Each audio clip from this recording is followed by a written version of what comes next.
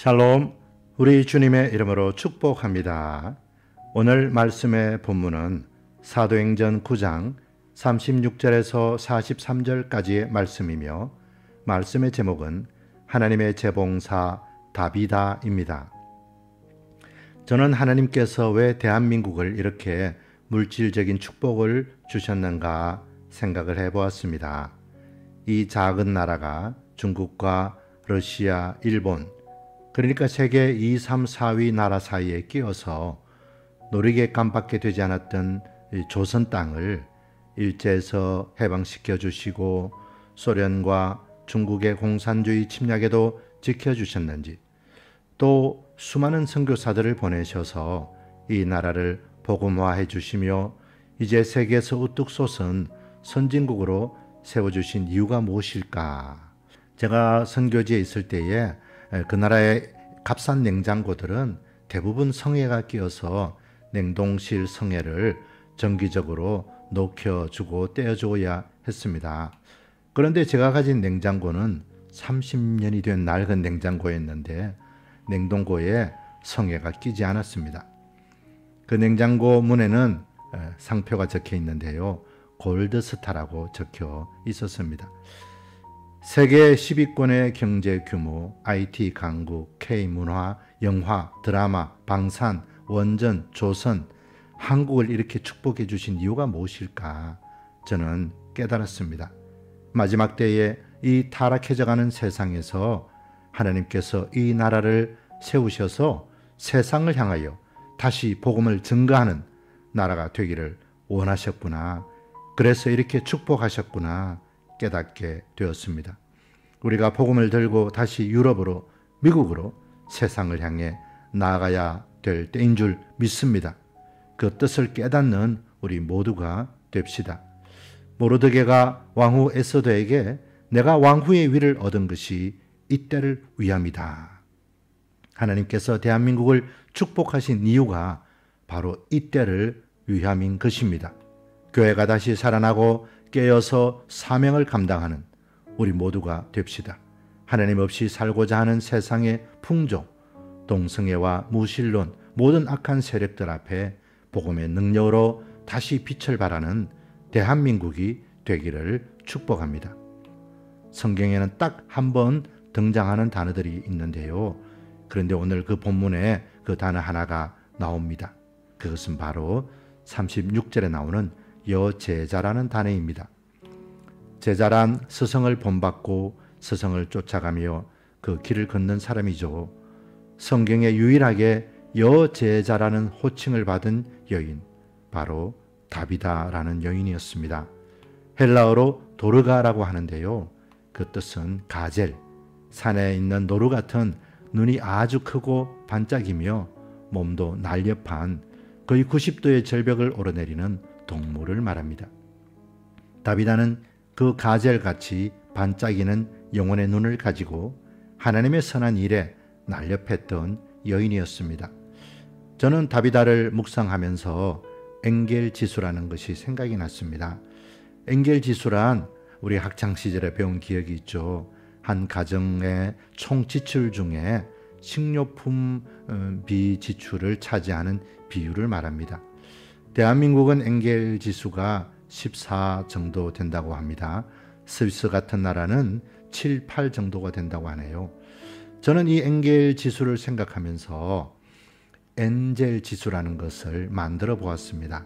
엔젤지수. 한 가정의 총 지출 중에서, 아니 한 삶의 총 지출 중에서 구제와 봉사와 선한 일을 위해 얼마만큼 사용하고 있는가. 우리 모두 이 엔젤지수, 천사지수가 높은 사람이 되기를 축복합니다. 누가 얼마를 기부했느냐도 하나님께서 보시겠지만 하나님께서는 한 개인의 삶에서 그의 형편에 때로는 녹록지 않은 삶을 살지만 그럼에도 불구하고 베풀며 남을 위해 살아가는 인생을 다 알고 계시고 또 하늘의 상급으로 함께하여 주실 줄 믿습니다. 오늘 본문의 이 다비다는 엔젤 지수가 참 높은 사람이었습니다. 다비다는 많은 재산을 가진 여인이 아니었던 것 같습니다. 그녀는 직접 옷을 지어서 만들었다고 합니다.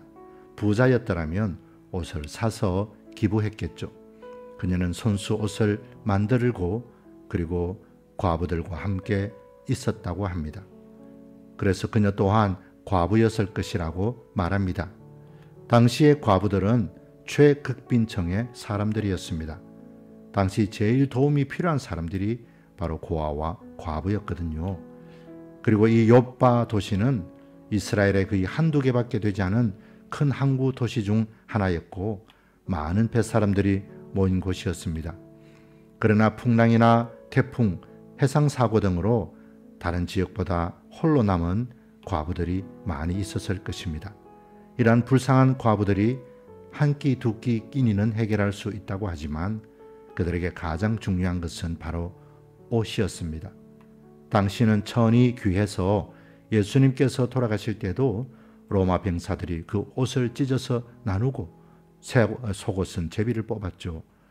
구약에서도 가난한 자들의 옷은 저당 잡으면 저녁에 반드시 돌려주라고 말씀합니다. 왜냐하면 그들의 겉옷은 오늘의 이불과 같기 때문입니다. 특히 요파 같은 항구 도시의 추운 밤에 덥고 잘 이불은 생명과 같이 소중했기 때문입니다. 다비다는 그러한 가장 불쌍한 과부들과 함께 있었습니다. 그리고 그들의 가장 기초적인 필요를 위해 그들의 옷을 지어주며 살고 있었습니다. 그러나 이 착한 다비다도 병에 걸려 죽었습니다. 과부들은 다비다를 장사 지낼 수가 없었습니다. 그냥 보낼 수가 없었습니다. 대신 과부들은 그녀의 시체를 씻어서 다락에 올려둡니다. 한 집의 가장 높은 곳은 다락이며 바로 하나님께 기도드리며 하나님께 더 가까이 보여주며 간청하고 싶었던 것입니다. 그것은 곧 기도의 표현이었습니다.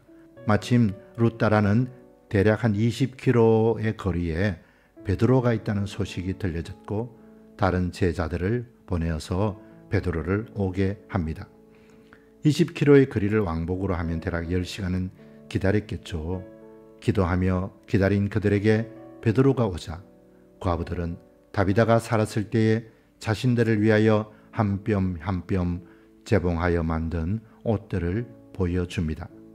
베드로는 그 옷을 보자 그리고 그 과부들의 눈물을 보자 성령의 감동에 확신하지 않을 수 없었습니다.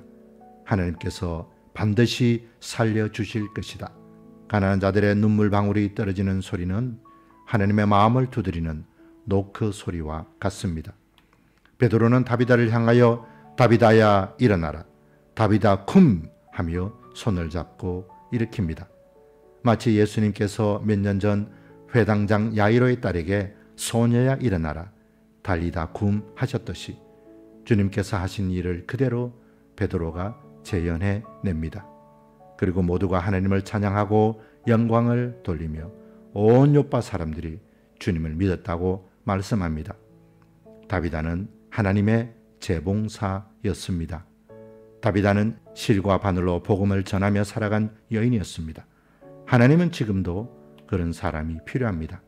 하나님의 재봉사, 하나님의 요리사, 하나님의 청소부, 하나님의 운전수, 내가 있는 곳에서 때론 작아 보이는 일이지만 하나님의 일을 이름 없이 해내는 사람. 사랑하는 성도 여러분, 오늘 나의 엔젤 지수는 얼마나 될까요? 나의 삶이 모두 나를 위한 삶뿐이라면 우리 삶에는 의미가 없고 우리가 살아있는 것이 아닙니다. 성경에서 유일하게 불림받은 여제자 다비다, 하나님은 그런 사람을 통해서 지금도 일하십니다. 살찐 고기로 육신은 배불려도 공한 영혼은 채울 수 없습니다. 좋은 화장품으로 얼굴은 포장해도 진실된 미소는 만들 수 없습니다. 값비싼 보석으로 우리 몸은 치장해도 어두워진 영혼은 빛나게 할 수 없습니다.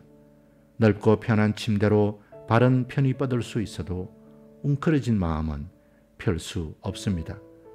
마음을 펴고 손을 펼 때, 나를 위하지 않고 타인을 위하여 살 때, 나를 비우고 그리스도가 채워질 때, 내가 아닌 그리스도가 살아서 빛나게 될 때, 그때 비로소 우리는 살아 있습니다. 아멘.